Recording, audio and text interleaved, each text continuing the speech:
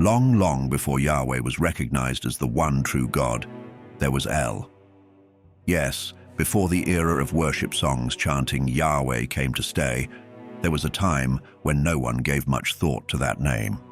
This was because there was a more supreme God who ruled over other gods of the Canaanite world, El. He was not a metaphor or a mere pagan echo, no. This was the ancient high god of the region from which Israel was formed. El was said to have ruled from a mountain throne, overseeing a council of lesser gods, and these lesser gods were Baal, Asherah, and Yahweh. Like the Canaanites, the Israelites knew El quite well. His name is etched in the very name Israel, which means El persists, rules. In early biblical texts, the name El appears in titles like El Elyon and El Shaddai. But as Yahweh rose in prominence, something strange happened in the background.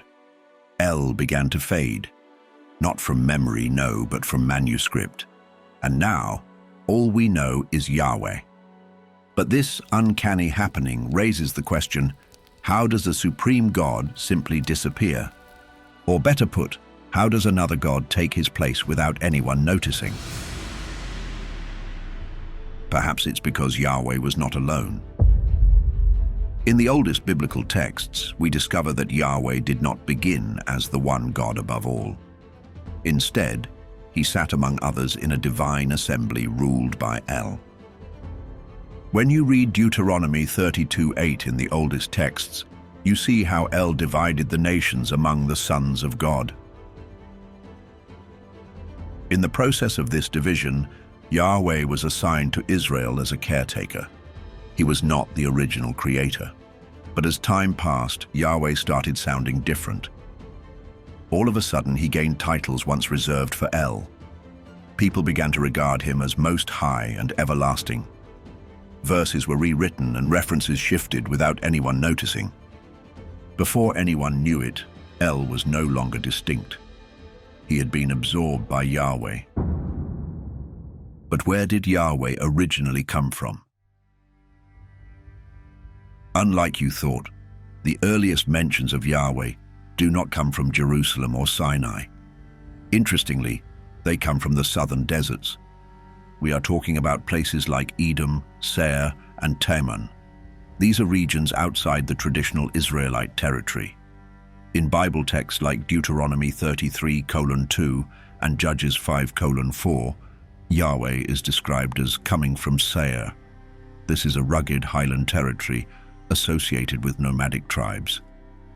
A peep into Egyptian records and you'll find an intriguing fact.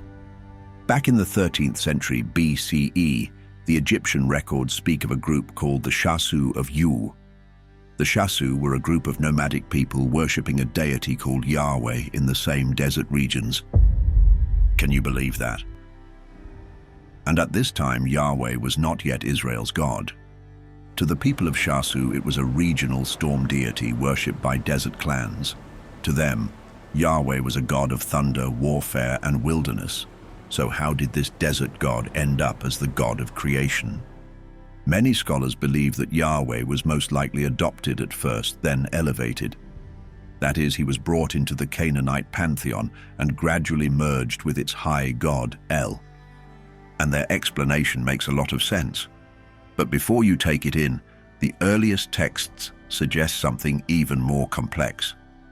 According to the Dead Sea Scrolls, Deuteronomy 32:8 reads, "When the Most High, El Elyon, divided the nations, he fixed their boundaries according to the number of the sons of God."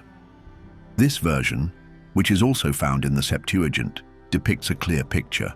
El Elyon was the Most High, and having such authority, he divided the assigned nations to various deities.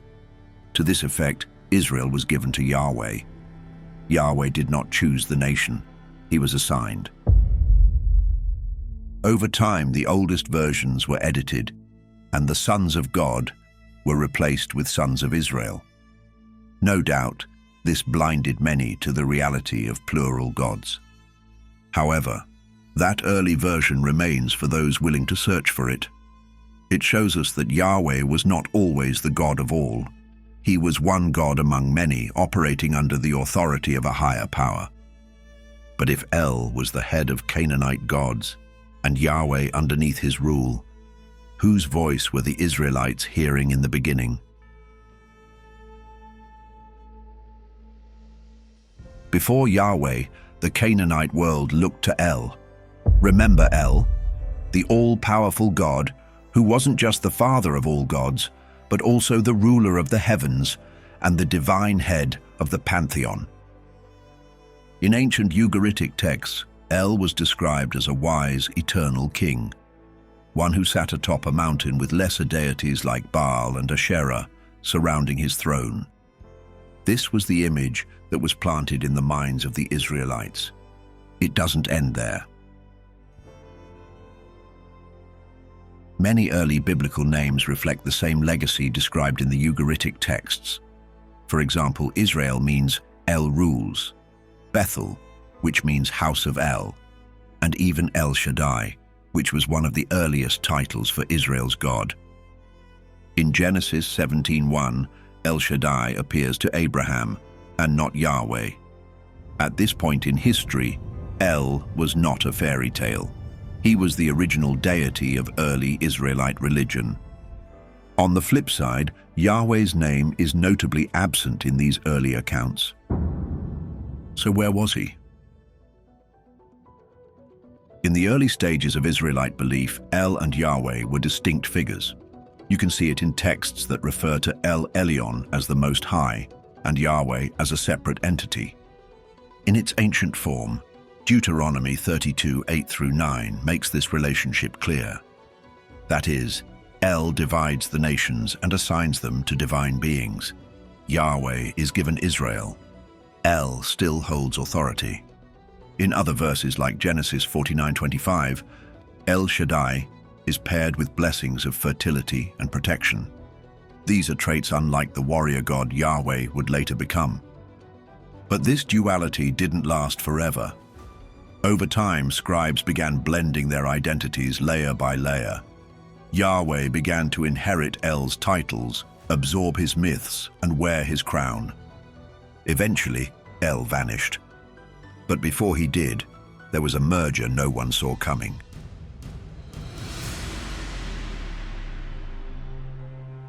At first, El and Yahweh stood apart. El was the ancient high god, and Yahweh was the desert warrior assigned to Israel. But as Israel's national identity deepened, something began to shift. Yahweh began absorbing El's traits, and this is how it happened. In many early texts, the names of both gods appear together. In Genesis 33:20, Jacob builds an altar and calls it El, the God of Israel.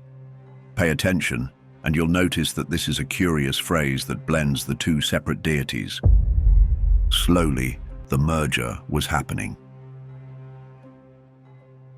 Also, in Exodus 6:3, Yahweh says to Moses, "I appeared to Abraham, Isaac, and Jacob as El Shaddai, but by my name, Yahweh, I was not known to them." This is a quiet admission that the patriarchs worshipped El, not Yahweh. But by this point in the biblical timeline, the merger was already in motion. El's name remained, but his identity was being rewritten. The God of Israel was changing silently, so strategically that almost no one noticed. But how were the orchestrators able to pull this off? It's because the fusion of El and Yahweh wasn't just linguistic, it was systematic. At first, scribes and editors began weaving Yahweh into older traditions. Stories that originally featured El were rerouted and attributed to Yahweh. Divine titles like El Elyon and El Shaddai were left in place, but they now pointed to a different deity. This wasn't evolution. It was a calculated rebranding. In later texts, Yahweh began showing up as creator, judge, and king. These were the same roles El had always held. In no time, the language of the texts was edited to give Yahweh universal reach, pushing El into the background without removing him outright. Seems like the perfect movie plot, right? In today's Bible, the merger is nearly invisible to casual readers, but beneath the translations and polished theology lies a clear truth. Two gods became one. And from this subtle act, a new belief system was born: monotheism. But before we talk about this new religion, let's look at how Yahweh dealt with another contender: Baal. In the ancient Levant, Yahweh wasn't the only god calling down thunder. Baal, the storm god of Canaan, was already well known. His worship stretched across cities like Ugarit and Tyre. The people of those cities knew Baal as the god who brought rain to the crops, thunder to the skies, and victory to kings. Like Yahweh, Baal was revered as a cloud rider, a divine warrior, and a protector of order. And that's where the real problem began. As Yahweh's identity grew beyond his desert origins, he began to look more and more like Baal.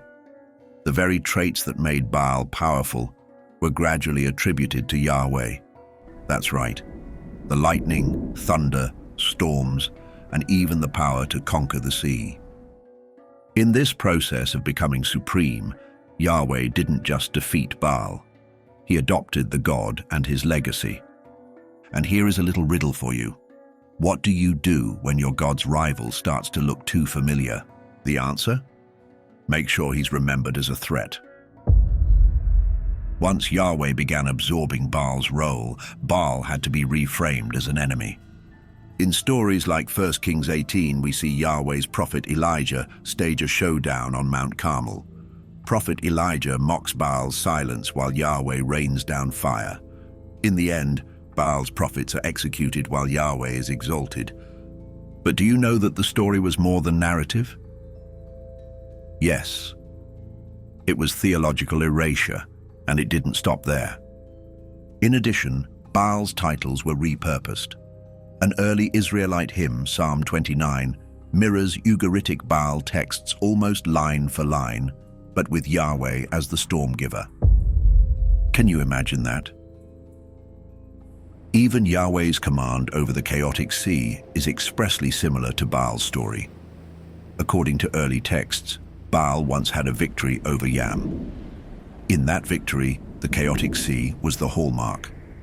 However, that was somehow rewritten to become part of Yahweh's biblical persona.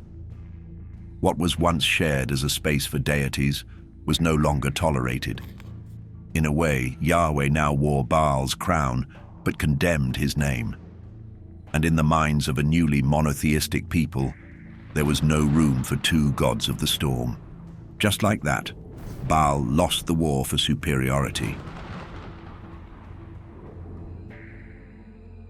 But there wasn't just Baal to contend with. Matter of fact, early texts revealed that Yahweh might have had a partner whom he usurped from El. In modern Bibles, Yahweh is presented as singular, that is, he is unmarried, unchallenged, and unaccompanied. But the archaeological record tells a more complicated story. In 1975, at a remote desert site called Kuntilet Ajrud, archaeologists uncovered inscriptions from the 8th century BCE that shook biblical scholarship. One line read, "Blessed be you by Yahweh of Samaria and his Asherah." Who is this Asherah? This wasn't a fluke. A second inscription repeated the pairing, suggesting something deeper: shared worship. In the texts, Yahweh was linked to Asherah, who is the ancient Canaanite fertility goddess. She was often called the mother of the gods and the divine consort of El.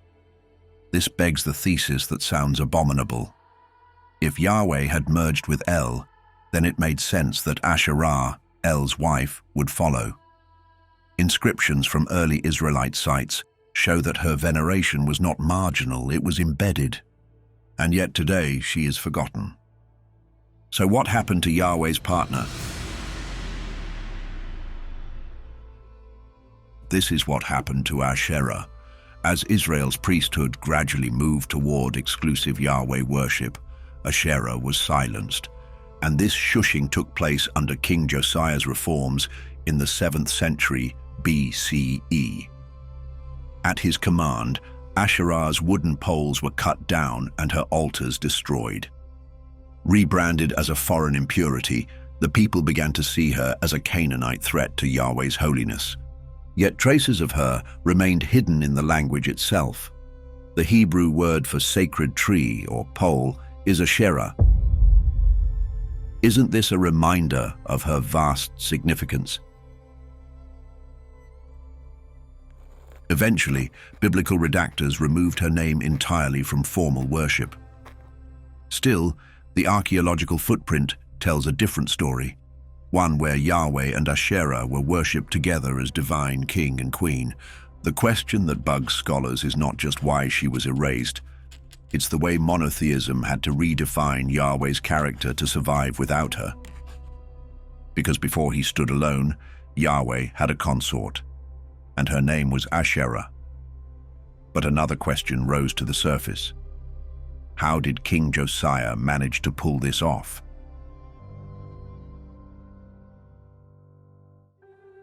It started like this. By the 7th century BCE, Yahweh had rivals, not just in the heavens, but in temples across Judah. Shrines dedicated to Asherah, Baal, and other deities were still active. Although many Israelites worshipped Yahweh primarily, they did so while worshipping other gods. This is the way they did it for generations. But in the reign of King Josiah, everything changed. The pluralism came to an abrupt end. According to older texts, 2 Kings 22-23 reveals that Josiah discovered a lost book of the law during temple repairs. Scholars say that this lost book was likely an early version of Deuteronomy. Once King Josiah found this book of the law, what followed was a radical campaign.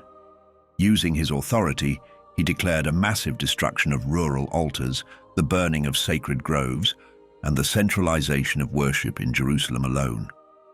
But King Josiah wasn't just cleaning up idolatry. With those commands, he was redefining Yahweh to be Israel's only God. This was the beginning of theological centralization. Suddenly, there was a shift from many shrines and many gods to only one God, one temple, and one people. But it gets more interesting. Historians found evidence to prove that the reform wasn't just religious, it was political. Wait, what? You heard that right. Josiah's reform was the turning point. This was where Yahweh's identity hardened into exclusivity. The Deuteronomistic editors who documented his reign left behind a carefully shaped narrative. Historians argue that while they were editing texts, their goal wasn't really to preserve history, but to control it. They portrayed Josiah as a righteous king who restored pure worship. But behind the praise was something else, a blatant campaign of religious consolidation. How so, you ask? Symbols of Asherah were destroyed. Priests loyal to other gods were eliminated. Towns with alternate cultic practices were wiped off the religious map. What had once been tolerated was now viewed as heresy. The archaeological record supports this.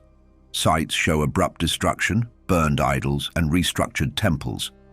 It became obvious that Yahweh didn't rise through consensus. Instead, records reveal that he rose through reform, enforced from the top down. Although King Josiah died young, his vision endured. This is because by the time his scribes were done rewriting Israel's story, only one God remained in the nation, and his name was Yahweh. King Josiah's reform indeed made Yahweh the one God of Israel. But how did this God scale to become a global sovereign entity? Enter the Babylonian exile. In 586 BCE, the unthinkable happened. Jerusalem fell. The massive temple was destroyed, the priesthood dismantled, and thousands of Israelites were exiled to Babylon. For a people whose identity was tied to one God and one land, this was a spiritual collapse. Yahweh, The deity who was supposed to protect them had failed, or so it seemed. Normally, you would expect a nation so distraught to give up all hope in this God who failed to protect them from being captured. But instead of such rebellion, something unexpected happened.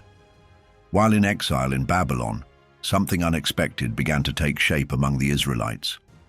After the national catastrophe, the exiles didn't abandon Yahweh. Instead, they reconstructed him. Crazy, right? Slowly but surely, scribes and priests began to reinterpret Yahweh. Not as a failed protector, no, but as a righteous punisher. They started describing him as a God who had allowed the destruction because of Israel's sin. Modern scholars debate that this theological pivot was more than damage control. It was a genius transformation. Now Yahweh was no longer just a national God. He gradually became a cosmic judge, sovereign over all nations, using Babylon as his tool. Out of Israel's defeat came a new kind of power. And since there was no temple left to define him, Yahweh's reach became limitless. However, the exile did not just mark a turning point in history. Theology as a whole also felt the heat. Since the Israelites got cut off from Jerusalem, their scribes began to compile and edit older traditions. Ancient texts were revised, and any contradictions left were smoothed over. The rulers could not stand a divided identity about their God, so they made him one altogether. The result? A Yahweh who could no longer be questioned, only obeyed. The scribes did this upheaval in such a subtle manner that no one paused to question them. Stories once associated with El were reattributed to Yahweh. Promises, prophecies, and punishments were all centralized in him. What's more, even foreign gods were reframed as powerless. Isaiah 45 declares, "I am Yahweh, and there is no other." This is a declaration of authority in a way that gives no room for rivals. In exile, the people who had once worshipped many gods rewrote their future with only one. The Babylonian exile didn't just reshape the nation, it reshaped who they saw as God. The question is, was this a natural evolution, or a carefully engineered response to political trauma?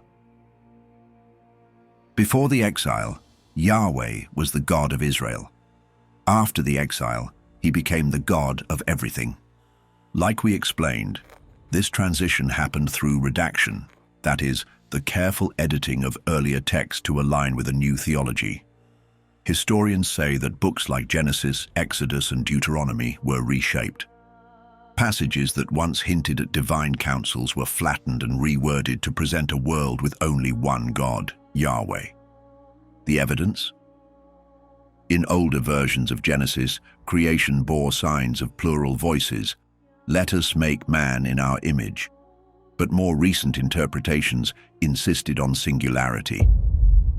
How do you move from us to I so suddenly? By the time of 2nd Isaiah, the transformation was complete. Yahweh now claimed, "Before me no God was formed, nor will there be one after me." A once local deity had become the only deity, and the memory of those who once stood beside him. Quietly removed, scholars tag it as monotheism at its finest. As monotheism solidified, Yahweh's former peers vanished from the stage. The divine council, which was once a central concept in Israel, now became a problem. Texts like Psalm 82, which showed Yahweh among other gods, were reinterpreted or glossed over. Verses like Deuteronomy 32, 8 through 9, which once featured El dividing nations among the gods, were revised in the Masoretic text to read sons of Israel instead of sons of God. How crazy is that? You are right. It was a quiet change, line by line, scroll by scroll. Even Yahweh's inherited titles, Most High, El Shaddai, Creator, were stripped of their original context and assigned exclusively to him. The attributes of El, Baal, and others weren't discarded. Instead, they were all attributed to the one chosen God, Yahweh. By the time the Hebrew Bible reached its final form, monotheism had been solidified. History had been rewritten and handed down through generations. What could anyone do about it? Absolutely nothing. But the good part is, the oldest texts remember everything. In the oldest layers of the Hebrew Bible, El was the name of a distinct God. He was El Elyon, the Most High, and El Shaddai, God Almighty. These were titles deeply rooted in the older Canaanite pantheon. His name lives on in places like Israel, Bethel, and in figures like Samuel. These names show us that there was a time when El stood supreme. On the flip side, Yahweh's name appears much later, and in Exodus 6:3 we see, "By my name Yahweh, I was not known to them." But as theology shifted, scribes began to reassign El's names and traits to Yahweh. What was once two became one.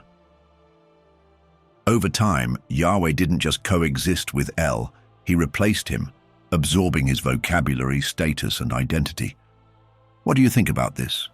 Let us know in the comments, and don't forget to leave a like and subscribe if you enjoyed this content. Keep your minds open, and until we meet again.